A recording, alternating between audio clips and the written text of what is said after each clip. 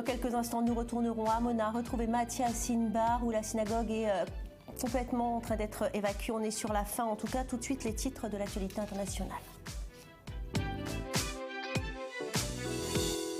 L'idée d'un retrait de candidature de François Fillon à l'élection présidentielle fait son chemin. Parmi les parlementaires des Républicains, une tribune serait même en préparation pour réclamer le retour d'Alain Juppé en cas de désistement de l'ancien Premier ministre empêtré dans des affaires d'emploi fictifs de sa femme Pénélope. Le Sarkozy Georges Fenech a lui ouvert la brèche en déclarant que le résultat de la primaire était désormais caduc.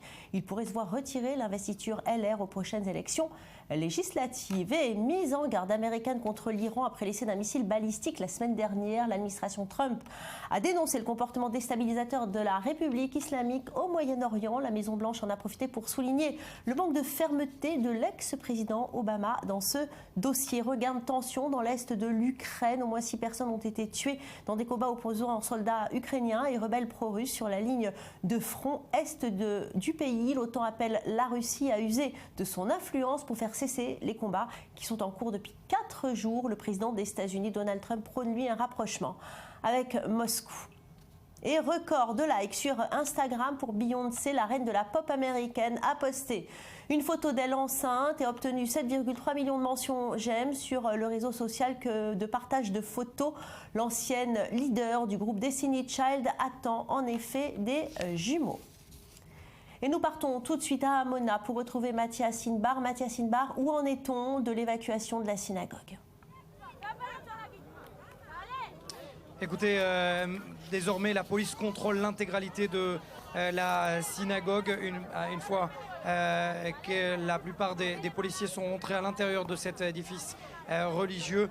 Le dernier édifice à être évacué de cette implantation d'Amona, eh bien, désormais vous le voyez sans doute derrière moi, il s'agit d'évacuer et d'arrêter la plupart des manifestants qui résistaient depuis plusieurs minutes. Et là, on voit de plus en plus d'arrestations. Une cinquantaine de jeunes arrêtés qui sont montés dans un bus. Je vais demander à mon caméraman et également David Yarkin de vous montrer de l'autre côté. Ils sont en train d'être assis à même le sol en attendant un deuxième bus qui va venir les chercher et les transférer du côté de Jérusalem et de Tel Aviv. Selon le porte-parole de la police avec qui j'ai pu m'entretenir quelques secondes, Valérie, il m'a déclaré que ceux qui ont été le plus violents seront arrêtés. La plupart d'entre eux ne seront pas arrêtés et seront tout simplement envoyés dans une autre ville, Jérusalem, Tel Aviv, certains même à Haïfa. Mais le travail de la police a été absolument exemplaire à Mathia Sinbar, mais il n'y a pas eu beaucoup de résistance non plus du côté des réfractaires. Oui, alors en croire la version de la police israélienne, eh bien, elle aurait été exemplaire, c'est-à-dire absolument aucune violence superflue à l'intérieur. Selon Itamar Ben-Gvir, l'un des... Ouh là là, il y a une grosse bagarre qui est en train de se créer. Valérie, c'est du direct, je ne sais pas ce qui est en train de se passer. Tout ce que je sais, c'est qu'il y a une grosse bagarre qui vient de commencer entre les réfractaires et les policiers, qui sont en train d'installer un cordon de sécurité. Je vais essayer de me rapprocher. Voilà, si vous pouvez vous rapprocher, en tout cas, c'est très clair sur vos images. On voit effectivement un amas de foule. Cette scène. Où en sommes-nous? À l'intérieur de la synagogue, c'est assez impressionnant, il reste des gens, Valérie, ce qui est en train de se passer. À l'intérieur de la synagogue, Mathias. À l'intérieur de la synagogue, est-ce qu'il reste encore des personnes où tout le monde a été évacué? Selon ce que je peux voir à l'intérieur de cette synagogue, visiblement, soit il reste à peine quelques réfractaires, soit tout le monde a été évacué. Ce que je peux vous dire, c'est que, de ce que j'ai pu voir en tout cas, plus d'une 100 à 150 jeunes ont été évacués jusqu'à présent. Il devrait en rester quelques-uns, mais en tout cas, la plupart des forces de sécurité ressortent de la synagogue et la synagogue est sous contrôle, en tout cas total, de la police israélienne. Ces échauffourées, où en sont-elles, Mathia Sinbar? Est-ce que votre caméraman peut un petit peu s'approcher, qu'on puisse voir un peu plus clairement ce qui se passe derrière vous? Alors je vais essayer de m'approcher, seulement il y a un cordon de sécurité qui m'empêche de descendre. Regardez, l'une des dernières personnes évacuées. Regardez, ici, l'une des personnes qui est en train d'être évacué. C'est l'un des derniers réfractaires finalement qui semble être à l'intérieur. Je vais demander à mon caméraman de zoomer à l'intérieur de la synagogue. Et là, vous voyez le cordon de sécurité, également des ambulanciers qui sont à l'intérieur. Visiblement, l'image à l'intérieur n'est pas forcément nette et on a l'impression qu'il reste encore certains réfractaires à être évacués.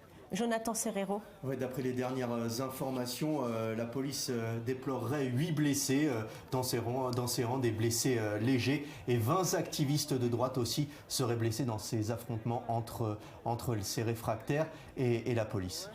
Mathias Sinbar, alors où en est-on là-bas sur place? Écoutez, il reste encore certaines personnes, certains jeunes des collines à être évacués. Là, vous voyez, l'évacuation n'est pas forcément simple. Il faut 4 policiers à chaque fois pour tenir les mains et les jambes de ces manifestants et ils les amènent un tout petit peu plus haut. Là, alors effectivement, Mathias, on voit effectivement les forces de police, mais il y a beaucoup de gens qui sont là autour. Qui sont-ils ? Qui sont ces personnes qui regardent ces scènes? Alors, ce que vous voyez, il y a un premier cordon de sécurité. Les hommes en bleu que vous voyez sont les gardes frontières qui sont rentrés à l'intérieur de la synagogue. Ensuite, il y a un deuxième cordon. Ce sont ces hommes-là. Si David peut vous les montrer. David, s'il vous plaît, si vous pouvez. Tous ces hommes-là, ce sont des policiers, des gardes frontières également, qui sont en train de stériliser tout simplement la zone pour empêcher que nous, journalistes, puissions rentrer, passer de l'autre côté de là où nous sommes pour filmer ces scènes. Effectivement, la police nous a autorisé depuis le début de cette évacuation à quasiment tout filmer. Mais là, il s'agit véritablement de sécuriser la zone, puisque les personnes qui se trouvaient à l'intérieur de la synagogue ont été particulièrement violents et ils ne veulent pas que les journalistes soient mêlés justement à ces scènes. Alors justement, on les voit très bien, ces jeunes des collines, à terre, et on a très bien vu aussi sur vos images les bus qui vont servir à l'évacuation. Oui, alors justement, Mathias, on voit qu'il y a à peu près deux autobus qui attendent pour évacuer les derniers manifestants. Est-ce que vous avez eu l'occasion déjà de voir un matériel de destruction, des tracteurs ou des gros camions qui s'approcheraient ou qui seraient déjà sur place pour ensuite procéder à la destruction des maisons? Non, Maurice, il s'agit de la phase 3, c'est-à-dire qu'il y a la phase 1, c'était l'évacuation de la plupart des habitations. Cette phase 1 a été terminée à 1h54 précisément hier soir. Ensuite, deuxième phase, c'était de sécuriser ces caravanes qui jouxtent la synagogue, là où étaient retranchés les jeunes. Ça, c'est la phase 2. La phase 3, c'est à partir de ce soir, voire demain. Et là, effectivement, la main sera passée des policiers au ministère de la Défense, qui est responsable de la destruction et donc de l'évacuation totale d'Amona. Certains des habitants d'Amona disent qu'Amona, finalement, au terme de cette phase 3, sera rayée de la carte. Mathias, une toute petite dernière question. Est-ce que la synagogue, elle aussi, va être rasée ou est-ce qu'on va la laisser en place, vu que généralement, on laisse un lieu saint ou un lieu qui a servi aux prières, on ne le détruit jamais d'habitude? Alors ça, c'est à la juste appréciation, effectivement, c'est une bonne question, Maurice.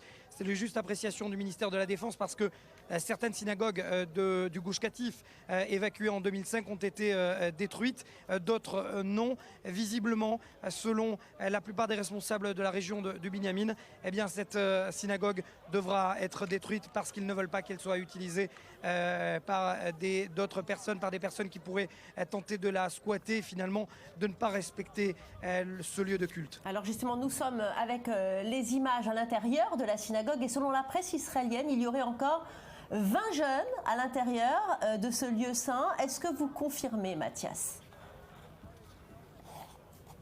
Oui, il y a encore des jeunes, Valérie, à l'intérieur de cette synagogue. Et il s'agit des plus réfractaires qui se sont barricadés tout au fond de cette synagogue. Certains se sont même enchaînés les pieds et les mains à des commodes, à des sièges. Et donc c'est très difficile de les déloger. Visiblement, il en reste une grosse quinzaine à l'intérieur. Selon la police, il va falloir encore une grosse demi-heure pour que tous ces manifestants soient complètement évacués. Alors on voit des livres, Vous voyez de ce prières, policier, c'est du direct, qui est blessé également. en train d'être évacué. Et alors on voit qu'à l'intérieur de la synagogue, il y a eu quand même des petites échauffourées, puisqu'on voit des livres de prières par terre. Jonathan Serrero n'aime pas voir les synagogues dans cet état. Oui, c'est difficile à voir, des images difficiles à regarder, mais à l'intérieur de cette synagogue, on a vu le rabbin Franck, le rabbin d'Amona, qui avait passé la nuit et encore ces dernières heures à appeler au calme tous ces jeunes, à éviter à tout prix la violence. De multiples appels ont été lancés par les rabbins sionistes religieux à ne pas toucher à un cheveu de ces policiers. Apparemment, il y a quelques réfractaires qui sont venus s'ajouter à la population d'Amona et ont envenimé un peu la situation. Des images que nous voyons, Valérie, de l'intérieur, Mathias aussi, c'est intéressant pour vous de savoir, il n'y a pratiquement plus aucun manifestant à l'intérieur de la synagogue, il n'y a plus que les forces de l'ordre qui sont en train de vérifier chaque détail de ce qui est resté. Merci Mathias Inbar. Et hier, le Premier ministre n'a fait aucun commentaire tout au long de la journée. Ce n'est qu'à la nuit tombée que ses services ont annoncé qu'Israël avait pris la décision de créer une nouvelle implantation dans le secteur de Benyamin après la destruction de celle d'Amona. Benyamin Netanyahou qui s'est en effet engagé à faire avancer ce projet au plus vite. Mais en ce moment même, le Premier ministre effectue une visite à Ariel, une localité construite en 1978 au-delà de la ligne verte. Aujourd'hui, Ariel compte près de 20 000 habitants. Regardez le reportage d'Andrea Benisti. Des séries de bâtiments collés les uns aux autres. Bienvenue à Ariel, un des 3 grands blocs d'implantation de Cisjordanie avec le Gush Etzion et Maale Adumim. Les premières tentes d'Ariel voient le jour en 1978. 40 familles posent ici leurs valises après avoir obtenu l'autorisation gouvernementale de s'installer dans cette région au centre de la Samarie. Pour cette population, tout reste à faire. Pas de route goudronnée. L'eau et l'électricité sont distribuées par intermittence. 1er septembre 1978, l'implantation se développe, la première rentrée scolaire est lancée. Au fil des années, les mobil-homes laissent place au béton des premiers immeubles. En 1998, le développement d'Ariel s'accentue. La localité est officiellement reconnue comme ville et capitale de Samarie par le gouvernement israélien. 2005, Ariel fait polémique par une demande, celle d'obtenir le statut d'université pour son centre d'études.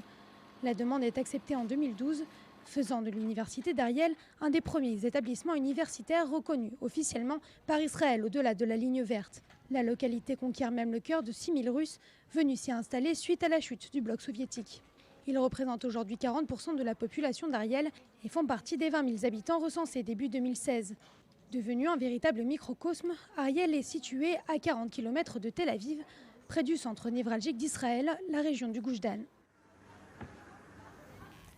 Bonjour Julie Beauvau, vous allez nous parler de Ron Nachman, le fondateur de cette localité d'Ariel et aussi ami de Benyamin Netanyahou. Oui, Ron Nachman a été le fondateur et l'ancien maire d'Ariel. Il était une des figures emblématiques de la région. Il est resté à la tête de la municipalité d'Ariel de 1985 jusqu'à sa mort le 18 janvier 2013.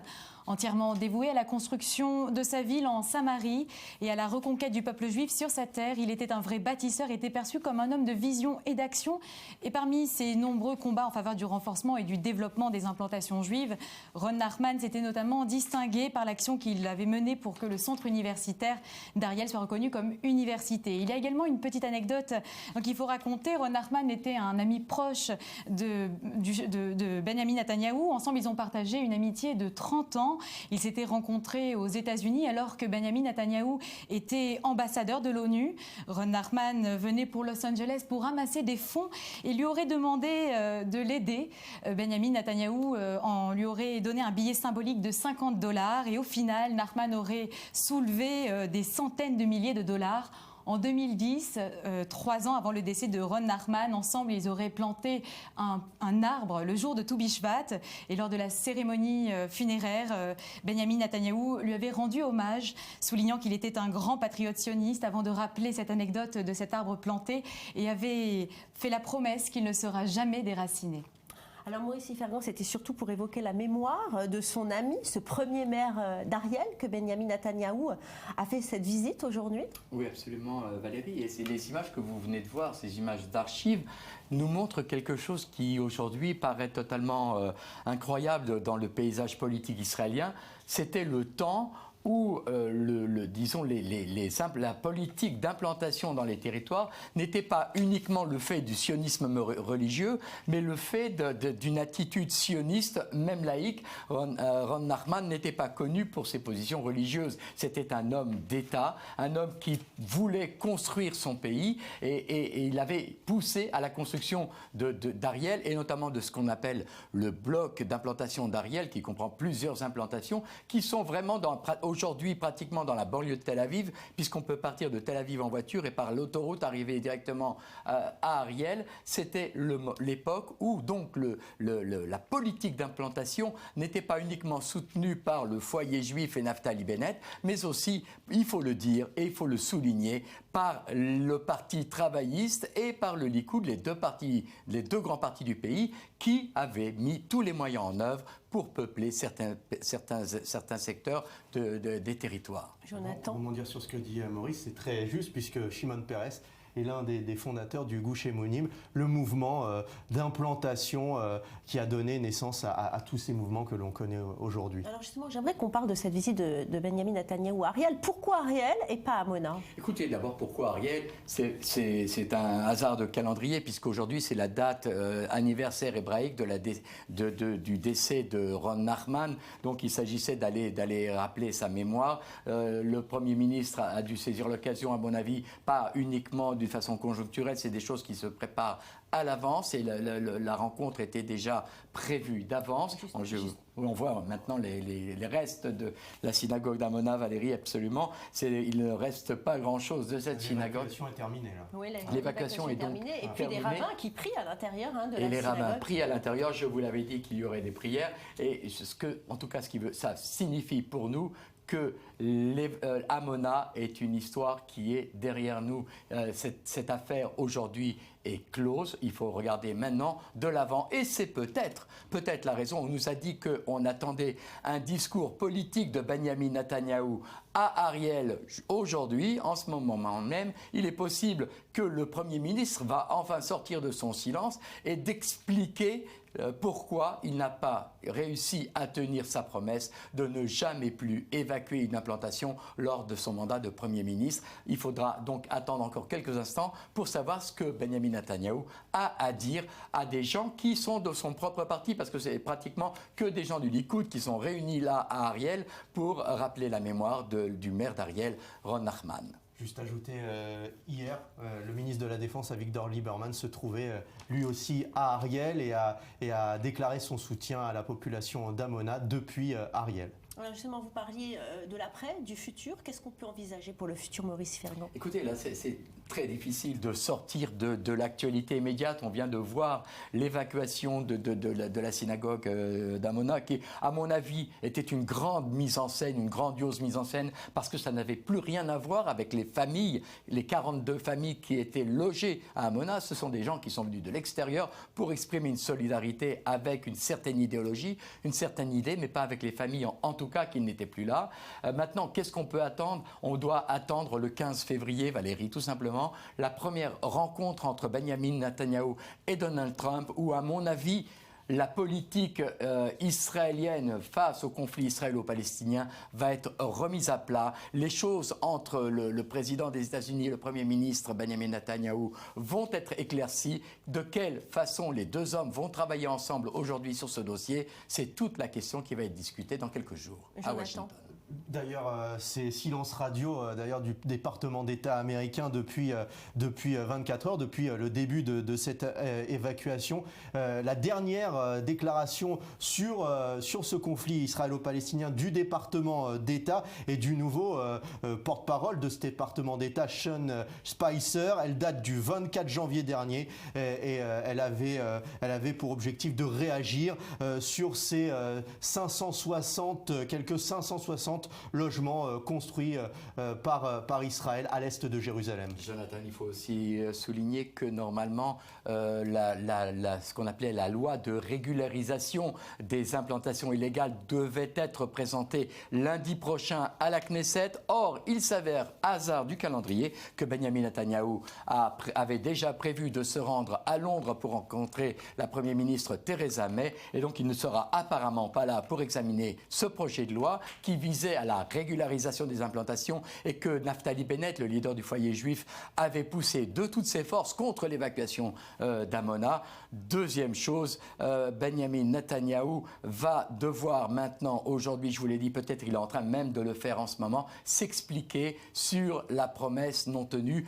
Est-ce que ça sera la dernière fois qu'on verra de telles images d'évacuation, d'implantation, ou est-ce que finalement nous ne nous trouvons pas devant un nouveau modèle, le Premier ministre ayant décidé de maintenir les 3 grands blocs d'implantation, d'y poursuivre la construction, quant aux autres petites implantations éparpillées dans l'ensemble des territoires, là c'est un problème juridique, laissant chacun se débrouiller avec la justice et la Haute Cour de justice qui va aussi falloir, qui va devoir expliquer sa position. Alors justement, je vous propose de regarder les réactions politiques ici en Israël après l'évacuation d'Amona. Les députés de droite venus à Amona exprimer leur solidarité aux 42 familles de l'implantation étaient hier des hôtes indésirables. Surtout le parti Le Foyer Juif de Naftali Bennett, bastion électoral traditionnel des résidents des implantations de Cisjordanie. Pourquoi cette hypocrisie pour acheter des voix? Pourquoi venir ici? Honte à vous! Au lieu de faire votre mea culpa, vous êtes encore au gouvernement. Dites à Naftali Bennett de rentrer chez lui. Celui qui ose nous dire droit dans les yeux, vous ne descendrez pas de cette colline, nous vend des slogans et vient se faire prendre en photo tout sourire, ne vaut pas son siège au Parlement. À force d'embarras et à court d'arguments, après avoir maintes fois juré qu'Amona ne serait pas évacuée, le député Betzalel Smotrich du parti Foyer Juif s'empêtrait dans un analogisme malvenu. Quand une femme est violée, cela fait mal. Et ce qu'on fait ici est un viol brutal. On jette les gens de leur maison sans qu'ils n'aient rien fait de mal. Une image vaut en effet 1000 mots. Alors que les images de l'évacuation d'Amona inondaient les médias israéliens, le Premier ministre choisissait sagement de se taire. Et pour faire taire les critiques de l'évacuation, il s'est engagé hier soir à créer une nouvelle implantation en Cisjordanie. La première par un gouvernement israélien depuis 1991. Et ce, en plus de la construction de 6000 logements d'implantation, dont la moitié annoncée quelques heures avant l'évacuation d'Amona. Un avant-goût de la loi de régularisation des implantations qui devrait passer la semaine prochaine et qui légalisera 4000 logements supplémentaires bâtis sur des terres privées palestiniennes. Comme pour intimer à sa base de soutien, une bataille de perdus, mais pas la guerre. Alors j'aimerais justement qu'on vienne sur la réaction de Naftali Bennett avec vous, Jonathan Serrault, face à la défiance du public sioniste religieux. Oui, il sera intéressant de voir quelle sera la réaction de Naftali Bennett, car le public, son électorat aujourd'hui est furieux contre lui. Il doit faire face à une défiance totale de ses habitants qui l'ont amené aujourd'hui à la Knesset, et il va devoir aujourd'hui répondre de ce silence, peut-être entre guillemets complice de cette décision d'évacuer Amona. Oui, on parle justement de l'opinion internationale, mais que penser lorsqu'on n'habite pas en Israël et qu'on ne suit pas de près à la loupe ce qui se passe, sachant que voilà, il y a eu cette évacuation d'Amona et dans la nuit on a voté encore 3000 logements supplémentaires à construire dans les implantations.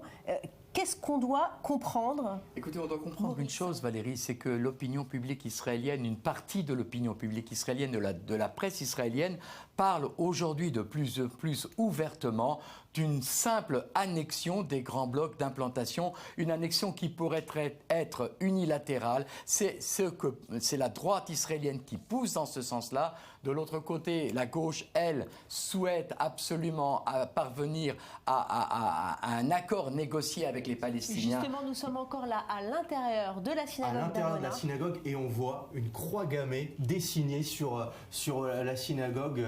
C'est un peu bizarre de voir cette croix gammée dessinée sur une synagogue. La police d'Ismaël. La police d'Ismaël, on verra ce que révélera ensuite l'enquête peut-être menée sur cette affaire. Maurice? Des éléments totalement incontrôlés. Je ne pense pas qu'il faudrait construire de théories sur cette croix gammée. Ce sont des jeunes, on a dit anarchistes, moi je dirais totalement incontrôlables. Il serait un jour obligé que la police fasse quelque chose contre ces jeunes, qu'elle prenne des mesures drastique contre ces jeunes qui ont déjà brûlé aussi une mosquée, je vous le rappelle. Maintenant, en ce qui concerne l'avenir, en Israël, on parle surtout aujourd'hui d'annexion unilatérale des grands blocs d'implantation. C'est là le discours, c'est là le prochain objectif de la droite israélienne. Est-ce que les choses vont se passer ainsi? Encore une fois, attendons le 15 février prochain à Washington. Merci beaucoup Julie, merci Maurice et Jonathan d'avoir été avec moi aujourd'hui. C'est fini pour aujourd'hui. Passez un excellent week-end. Ce soir, 19h, Paris-Jaffa, suivi à 20h du journal de Jean-Charles Banoun. Vous regardez I24 News. Restez avec nous.